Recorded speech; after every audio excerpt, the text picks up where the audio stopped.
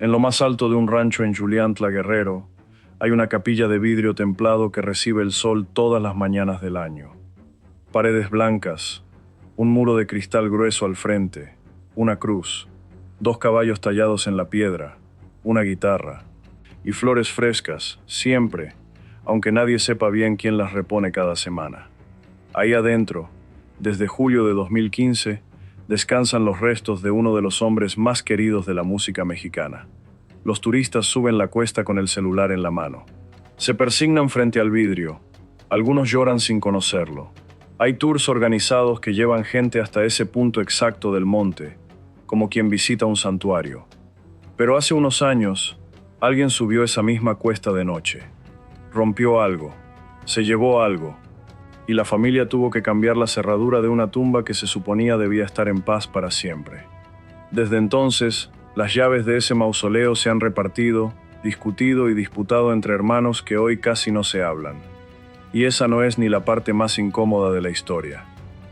Porque mientras el cristal sigue brillando bajo el sol de Guerrero, más de 150 propiedades repartidas en 4 estados, 5 matrimonios, 9 hijos, uno de ellos revelado apenas hace un par de años, y un nieto de 7 años, siguen peleándose, todavía hoy, un patrimonio que él nunca dejó por escrito. José Manuel Figueroa se convirtió en Joan Sebastián sobre un escenario. Construyó un imperio de tierra, ganado y canciones.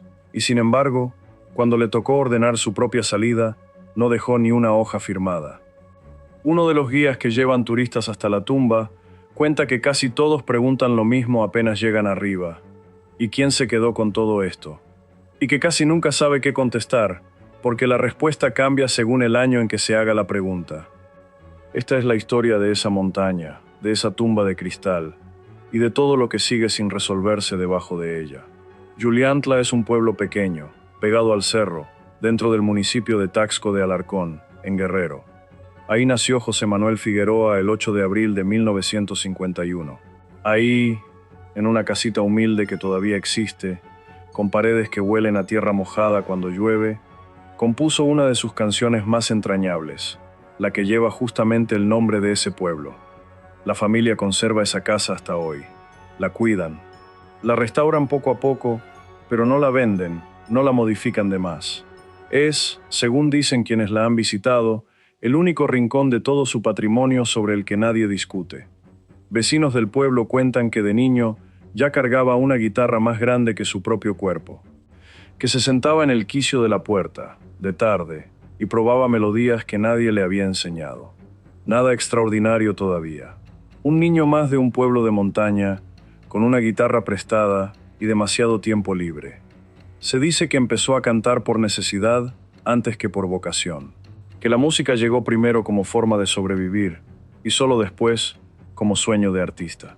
Antes de convertirse en estrella con nombre propio, compuso para otros, para Vicente Fernández, para Yuri, para Rocío Dúrcal, canciones que la gente cantaba sin saber quién las había escrito en una libreta, de madrugada, en algún cuarto de hotel de gira.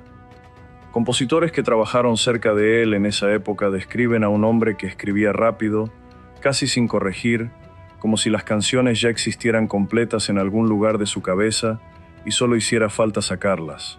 Nunca estudió música de forma formal. Aprendió de oído, en fiestas de pueblo, en serenatas improvisadas, en la guitarra que un vecino le prestaba cuando la suya se descomponía. Y cuando por fin subió al escenario como protagonista, lo hizo con un nombre que no era el suyo.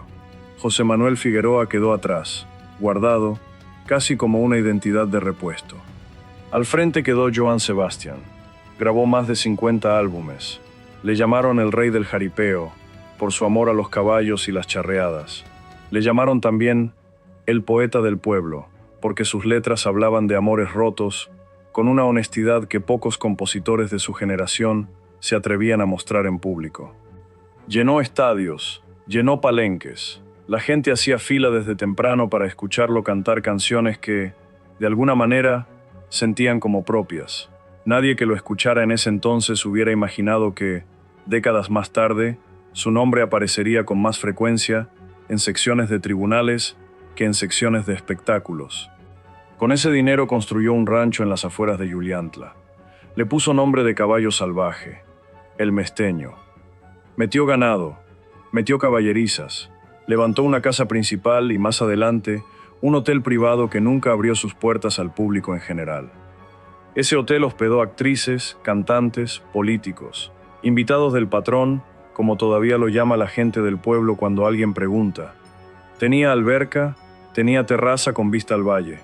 Se dice que ahí se organizaban fiestas que duraban hasta el amanecer, con mariachis contratados solo para esa noche y caballos ensillados para quien quisiera salir a cabalgar antes de dormir. Nada de eso está documentado en ningún archivo oficial. Sobrevive solo en la memoria de quienes trabajaron ahí y hoy ya son abuelos.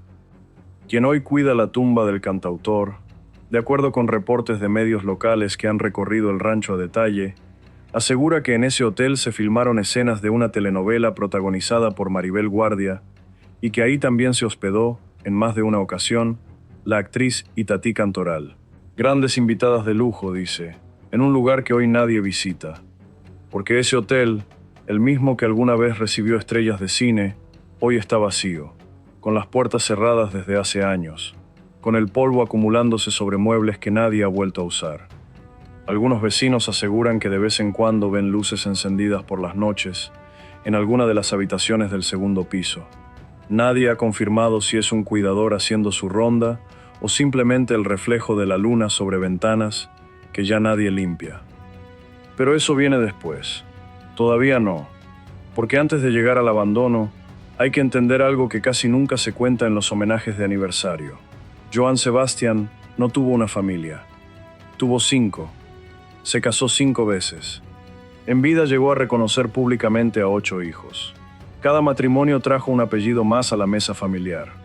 Un hijo o una hija que crecía sabiendo que su padre pertenecía, en realidad, a un escenario, a un país entero, a miles de personas que gritaban su nombre en cada palenque de rodeo.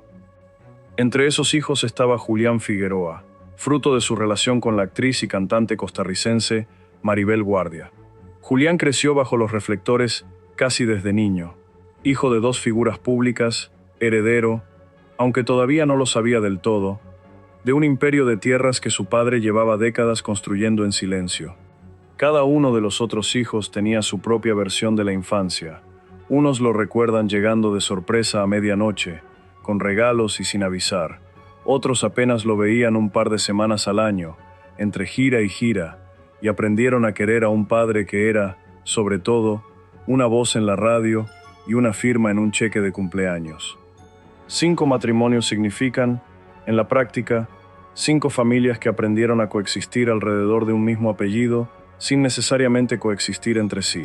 En las fotos de los cumpleaños del rancho, con el paso de los años, se volvió cada vez más raro ver a todos los hermanos juntos en un mismo encuadre. Algunos asistían, otros mandaban solamente un mensaje de felicitación, y el resto, simplemente, prefería quedarse fuera de cualquier foto que después pudiera terminar circulando en la prensa de espectáculos. Nada de esto se contaba en público mientras él vivía.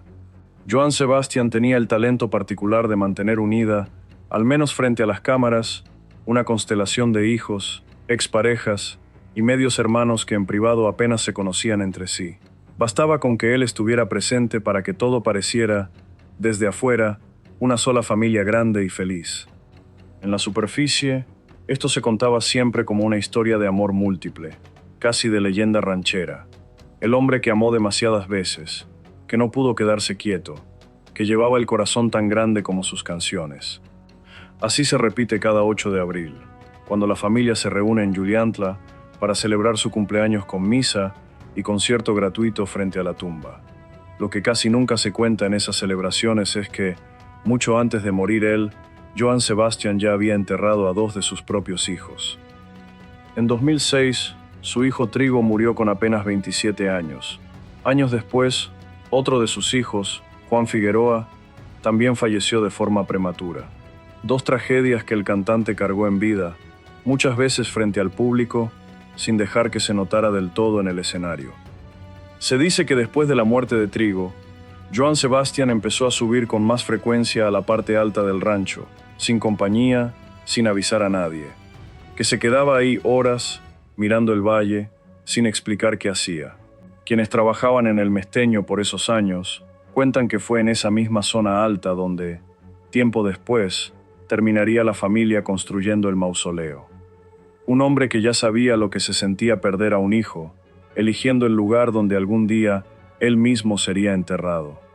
Quienes lo acompañaron en esos años aseguran que después de esas pérdidas empezó a hablar distinto en las entrevistas. Menos del amor romántico que lo había hecho famoso, más del tiempo, de lo poco que dura, de lo rápido que se puede ir alguien sin avisar.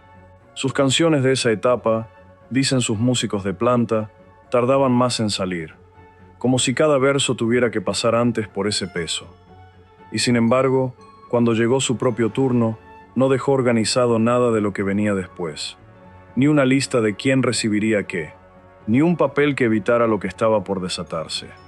Porque el 13 de julio de 2015, después de una larga batalla contra un cáncer de huesos que había mantenido en buena parte alejado de las cámaras, José Manuel Figueroa murió en Teacalco, Guerrero. Y murió sin testamento. 150 propiedades repartidas en 4 estados de la República. Regalías por más de 50 discos todavía sin cobrar en Estados Unidos. Un rancho entero. Un hotel fantasma, y ningún papel que dijera qué le tocaba a quién. Ahí empieza la parte de la historia que casi nadie pone en los homenajes. Sus restos regresaron a Juliantla entre una multitud enorme. Miles de personas salieron a despedirlo por las calles del pueblo donde había nacido. Hubo quien viajó horas en autobús solo para ver pasar el cortejo. Hubo quien lloró como si hubiera perdido a un familiar propio, no a un cantante que solo conocía por la radio. Nadie, en ese momento, hablaba de herencias ni de papeles. Se hablaba de canciones, de su risa característica, de las charreadas que organizaba cada año en el rancho. El duelo, por unos meses, fue solamente eso, duelo. Los hijos empezaron los trámites de sucesión apenas un año después, en 2016. 9 años más tarde, en 2025, el abogado encargado del proceso, Cipriano Sotelo, seguía dando entrevistas explicando que, en los primeros meses del año, por fin habría un acuerdo entre los herederos. Llevaba diciendo variaciones de esa misma frase desde hacía casi una década. Mientras el litigio avanzaba a paso de tortuga, la tumba de cristal en lo alto del rancho empezó a enfrentar un problema completamente distinto: la seguridad. En 2020, Maribel Guardia, quien había sido pareja de Joan Sebastián en los años 90 y madre de Julián, alertó a la prensa de que el mausoleo había sido asaltado. Lo que pasa es que asaltaron la tumba, rompieron cosas, dijo entonces frente a los micrófonos. Habló de objetos robados, de un cadáver que necesitaba protección, de una preocupación muy simple y muy incómoda a la vez. Cualquiera podía entrar de noche. La familia cambió la cerradura. La nueva llave quedó, según contó uno de los hermanos de Joan Sebastián a la prensa local, en manos de quien vivía en Juliantla y podía vigilar el lugar de cerca. Después se repartirían copias entre los familiares más cercanos, con la esperanza de que eso bastara. Pensar que la tumba de un artista de esa magnitud pudiera ser blanco de un robo suena, a primera vista, casi absurdo. Pero quienes conocen el mundo del coleccionismo de espectáculos saben que existe un mercado silencioso para objetos que alguna vez pertenecieron a figuras públicas, prendas, instrumentos, hasta fragmentos de escenografía de conciertos. Nunca se precisó qué fue exactamente lo que se llevaron esa noche del mausoleo. La familia prefirió no dar detalles, quizás para no alimentar más ese mercado. El abogado de la familia, por su parte, hablaba de algo más simple todavía: horarios. Contemplaba establecer horarios de visita porque, según sus propias palabras, la gente entraba inclusive a medianoche y dejaba envases de cerveza y basura alrededor de la tumba. Yo creo que eso no es correcto para un señorón como fue Joan Sebastián, dijo. Un santuario abierto al público, cuidado por la familia y sin embargo vulnerable a cualquiera que decidiera subir esa cuesta cuando no había nadie mirando. En paralelo, el litigio por la herencia avanzaba con una lentitud que empezaba a parecer sospechosa, incluso para quienes lo seguían de cerca. Cada año aparecía una nueva versión de «esto ya casi se resuelve». Cada año, esa versión se desmentía sola con el paso de los meses. Reporteros de espectáculos que llevaban cubriendo el caso desde el principio empezaron a bromear, medio en serio, con que la sucesión de Joan Sebastián terminaría durando más que su propia carrera artística. Y mientras eso ocurría arriba, en el rancho, la gente del pueblo seguía contando historias del hotel vacío, del cuarto donde nació el cantautor, de los caballos que ya casi nadie monta. Los mismos vecinos que hoy sirven de guías improvisados aseguran que, en las noches de aniversario, cuando la familia sube a poner flores y encender veladoras, se puede sentir algo distinto en el ambiente del rancho. No hablan de fantasmas, hablan de tensión, de hermanos que se saludan de lejos, con un gesto seco, y evitan quedarse a solas en la misma habitación más de lo necesario. Entonces llegó abril de 2023, y la historia dio un giro que nadie esperaba. Julián Figueroa, el hijo que Joan Sebastián tuvo con Maribel Guardia, el mismo que apenas unos meses antes había subido a un escenario en Juliantla a cantar en honor a su padre y había prometido mantener la llama encendida, murió en su casa, de un infarto, con apenas 27 años. 27 años. La misma edad exacta con la que había muerto Trigo, su medio hermano, casi 2 décadas antes. Su madre estaba en el teatro cuando recibió la noticia. Julián se había quedado esa mañana con su hijo pequeño, Juliancito, y después se quedó solo en la casa. Lo encontraron inconsciente esa noche. Llegaron la ambulancia y la policía, y ya no había nada que hacer. Sin rastro de violencia, según lo relató la propia Maribel Guardia. Dejó un hijo de meses de nacido, José Julián, y dejó, sin saberlo del todo, una porción de la herencia de su padre que, de pronto, ya no tenía dueño claro. Lo que parecía una disputa familiar por tierras y regalías se volvió, de la noche a la mañana, algo mucho más delicado. ¿Quién se queda con la parte de un muerto que heredó de otro muerto? Julián había heredado en vida, directamente de su padre, un rancho en Cuernavaca llamado Las Palmas, comprado a finales de los años 90 al padre de la actriz Salma Hayek. Se calcula que esa propiedad vale alrededor de 11 millones de dólares. Con la muerte de Julián en 2023, esa fracción del patrimonio de Joan Sebastián quedó suspendida en el aire, sin nadie que pudiera reclamarla del todo. Su viuda, Imelda Garza Tuñón, asumió el papel de albacea de esos bienes hasta que su hijo, José Julián, alcanzara la mayoría de edad. Maribel Guardia, abuela del niño, entró entonces en un pleito legal por su custodia. No se disputaba solamente quién cuidaría al pequeño en las tardes, quién lo llevaría al colegio, quién lo acompañaría a dormir. Se disputaba, de fondo, quién administraría lo que le correspondía por derecho de sangre a un niño de apenas 7 años. Un rancho valuado en millones de dólares, una fracción de regalías, un apellido que pesaba más de lo que cualquier niño debería cargar.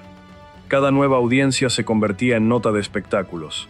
Cada declaración de una u otra parte se leía, en los programas de chismes, como una jugada más dentro de un ajedrez que ya no tenía que ver con el niño, sino con quién controlaba su futuro económico.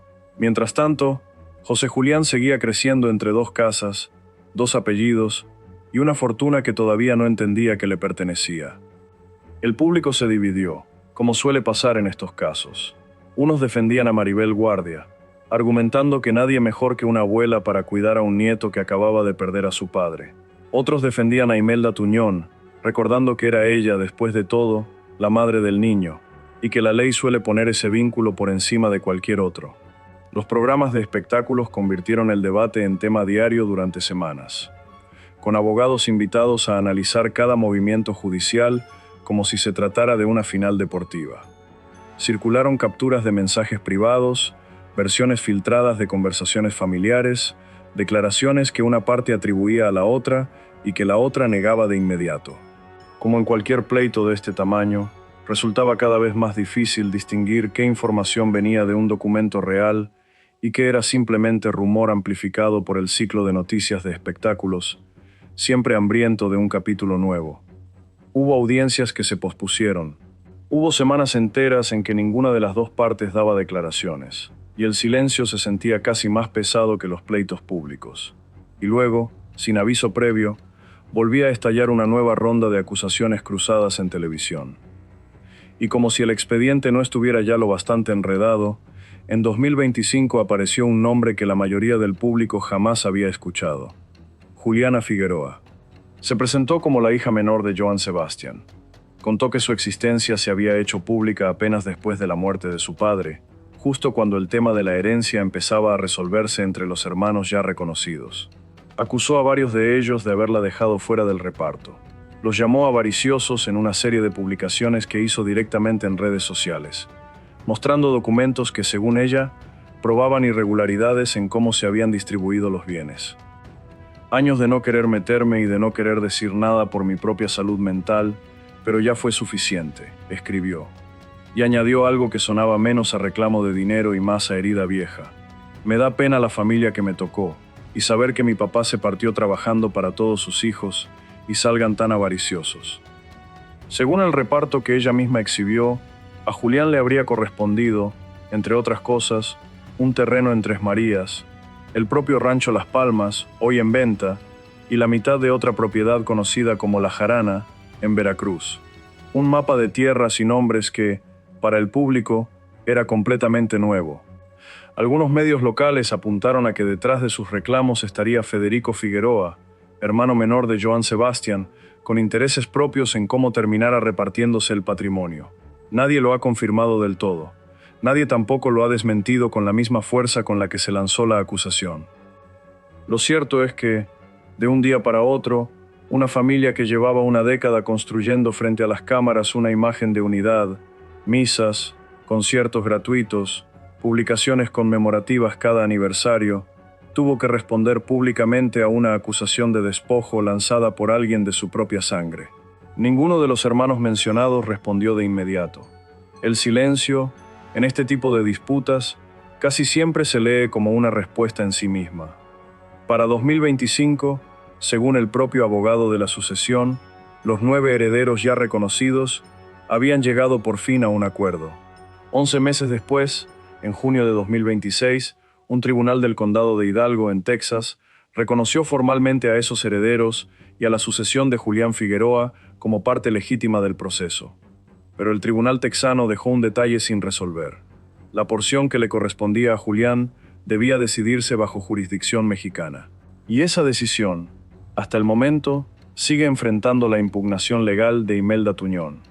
10 años después de la muerte de Joan Sebastián, todavía no hay una repartición final y firme de lo que dejó. Y el calendario, en este caso, no perdona a nadie. José Julián, el niño que heredó parte del rancho Las Palmas, ya no es el bebé que perdió a su padre en 2023. Cada año que pasa sin acuerdo es un año más de su infancia, transcurriendo dentro de un expediente judicial que probablemente no entenderá del todo hasta que sea mucho mayor. Para entonces, quizás ya ni siquiera queden vivos todos los que hoy se disputan su herencia. Hay algo en esta historia que va más allá del dinero, aunque el dinero sea el hilo que la sostiene de principio a fin.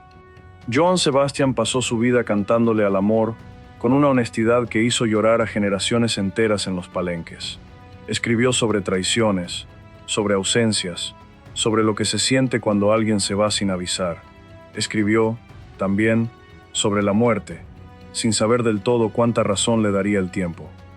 Y sin embargo, cuando le tocó a él ordenar su propia partida, no dejó nada escrito, ni un testamento, ni una lista clara de quién recibiría qué, ni una sola palabra sobre una hija que, según ella misma cuenta, tuvo que esperar a que él muriera para poder decir en voz alta que existía. Se dice que en vida evitaba hablar de dinero con sus hijos, que prefería resolver las cosas con gestos, un rancho aquí, una casa allá, una firma rápida entre gira y gira, antes que sentarse a poner todo por escrito. Quienes trabajaron cerca de él aseguran que confiaba en que la familia, tarde o temprano, se pondría de acuerdo sola, sin necesidad de abogados ni de tribunales en otro país. Puede sonar a una decisión ingenua para un hombre que manejaba contratos discográficos, giras internacionales y negocios de tierra por millones de pesos. Pero quienes estudian este tipo de casos en el espectáculo mexicano insisten en que no es un patrón exclusivo de Joan Sebastián. Son decenas los artistas de su generación que murieron sin testamento, dejando a sus herederos exactamente el mismo laberinto legal que hoy enfrenta esta familia. La fama, al parecer, no siempre viene acompañada de la costumbre de ordenar lo que pasará después de la última función. No fue así, o al menos no ha sido así todavía. Cada uno de sus hijos guarda una versión distinta de quién fue realmente su padre. Cada uno defiende una porción de tierra, de regalías, de memoria. Julián ya no puede defender la suya. La defiende ahora su viuda, en nombre de un niño que apenas empieza a caminar cuando su abuelo llevaba ya una década bajo tierra. Y está también Juliana, la hija que llegó tarde a la conversación pública, cargando una historia que el resto de la familia no incluyó en su relato oficial durante años. No se sabe todavía si su reclamo terminará en un acuerdo silencioso, en una demanda formal, o simplemente en más publicaciones de redes sociales que se apagan solas con el tiempo. Lo único seguro es que su nombre, antes desconocido para el público, ya quedó registrado en el expediente de una de las sucesiones más largas del espectáculo mexicano. Fuera de cámaras, quienes conocieron de cerca al cantautor aseguran que él mismo, en privado, llegó a bromear sobre lo complicado que sería repartir todo lo que tenía. Se dice que alguna vez, en una entrevista informal que nunca se transmitió completa, comentó que prefería no pensar en eso, que ya habría tiempo. Nunca lo hubo. Es una ironía que no se le escapa a nadie que haya seguido su carrera de cerca. El mismo hombre que dedicó 50 discos a diseccionar los sentimientos humanos con precisión de cirujano, los celos, la nostalgia, el orgullo herido, el amor que no se sabe soltar, dejó su propia historia familiar sin un solo renglón que la ordenara, como si hubiera preferido resolver en canciones lo que nunca quiso resolver en papel. Y en medio de todos ellos, en lo más alto del rancho El Mesteño, sigue esa capilla de cristal con la cruz, los caballos y la guitarra. La familia decidió dejarla abierta al público, como él hubiera querido. Los turistas suben, dejan flores, se toman fotografías frente al vidrio. Algunos ni siquiera saben que hace pocos años alguien entró de noche a esa misma tumba buscando algo que llevarse. La llave de ese mausoleo hoy está repartida entre varios miembros de la familia. Ninguno de ellos, hasta donde se sabe, tiene también la llave de un acuerdo definitivo sobre todo lo demás que Johann Sebastian dejó atrás. El sol sigue saliendo cada mañana sobre ese mausoleo de cristal en Juliantla. Atraviesa el vidrio, ilumina la cruz, se refleja en los caballos tallados en la piedra. Abajo, en el pueblo, la casa donde nació sigue en pie, cuidada, casi intacta. Un poco más allá, el hotel que una vez recibió a estrellas de cine, hoy no recibe a nadie. Las caballerizas, dicen los pocos que todavía suben al rancho, están casi vacías. Y en algún tribunal, en algún despacho de abogados repartido entre México y Texas, todavía se discute qué parte de todo eso le pertenece a cada uno de sus hijos, de sus nietos, de las mujeres que alguna vez lo amaron. Johann Sebastian eligió que lo enterraran en lo más alto de la tierra que él mismo construyó. Quizás pensó que ahí, arriba, quedaría fuera del alcance de cualquier pleito familiar. No contaba con que el pleito seguiría creciendo justo debajo de sus pies, año tras año, hasta este mismo momento en que alguien vuelve a contar su historia. Tampoco contaba, quizás, con que uno de sus propios hijos terminaría muriendo a la misma edad exacta que Trigo, ni con que una hija que nadie mencionaba en vida terminaría exigiendo, después de su muerte, el lugar que sentía que le correspondía. La montaña donde lo enterraron sigue siendo la misma. La familia que dejó abajo ya no se parece en nada a la que sonreía en las fotografías de los conciertos gratuitos de cada aniversario. Algún día, quizás, un juez en México firmará el documento final que Johann Sebastian nunca quiso o nunca pudo firmar en vida. Cuando eso ocurra, la noticia durará un día en los programas de espectáculos y después se olvidará, como se olvidan casi todos los pleitos de herencia, una vez que el dinero por fin cambia de manos. Pero la tumba de cristal seguirá ahí, en lo alto del monte, recibiendo turistas que no tienen idea de nada de esto. Para ellos, seguirá siendo simplemente el lugar donde descansa el poeta del pueblo. Un hombre que le cantó al amor como pocos, y que dejó, sin querer, una de las historias familiares más enredadas de la música mexicana. ¿Ustedes creen que esta familia llegue algún día a un acuerdo final? ¿O hay heridas de este tipo que ni el tiempo ni los tribunales terminan de cerrar del todo? Se los leo en los comentarios.